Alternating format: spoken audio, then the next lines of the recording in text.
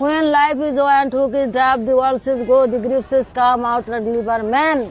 জীবন যখন তুচ্ছ একটি বর্ষির মরিচিকার মতো, দি ওয়ার্ল্ড সেজ গো, পৃথিবী বলে চলে যাও, দি গ্রিফ সেজ কাম, কবর বলে আসো, আউটার গ্লিবার ম্যান, পাপি লোকদেরকে, বুঝছো? আরেকটা শুনো, money is matter of function for a medium and measure and standard and store. টাকা হয়েছে বিনিময়ের চারটা মাধ্যম। টাকা হলে তুমি এক জায়গা থেকে আরেক জায়গায় যাইতে পারো, টাকা হলে সারা বিশ্বময় কাজ করতে পারো, বুঝছো?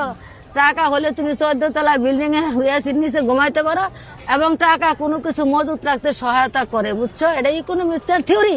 আচ্ছা, আর পলিটিক্যাল সায়েন্স থিওরি শুনো, ব্যক্তি যদি সচেতন হয় তাহলে তার পরিবারটাই সচেতন হয়, রাইট। পরিবার যদি সচেতন হয় তাহলে তার সমাজ সচেতন হবে, সমাজ যদি সচেতন হয় তাহলে রাষ্ট্র সচেতন হবে, রাষ্ট্র সচেতন হলে বহির্বিশ্ব সচেতন হবে, বুঝছো? এটা তুমি ওই গ্রামীণ ব্যাংকের প্রতিষ্ঠাতা ডক্টর ইউনূসকে বলে দিও। কবি নজরুল বলছে, স্বাধীনতাহীনতায় কে বাঁচিতে চায়, হে কে বাঁচিতে চায়, দাসত্ব শৃঙ্খল বলো কে পরিবে পায়। আমি তো দাসত্ব শৃঙ্খল পরে আছি, এই জন্য এই মাজারেই পরে আছি, বুঝছো? আবার কয়ে বলছে, ওগো নারী শ্রেষ্ঠ তুমি অভিনীর, গোলাপে ঘটিত যেন তোমার ভিতর বাহির, তাই ছবির শোয়ে মনে হয় তুমি গোলাপ ছাড়া অন্য কিছু নয়। কিন্তু আজকে নারী সমাজ আমরা লাঞ্ছিত হয়ে গেছি, বুঝছো? আমি একটা কবিতা পড়ছিলাম, the arrow and the song. The arrow and the song মানে কি জানো? অ্যারো মানে তীর, আর সং অর্থ গান।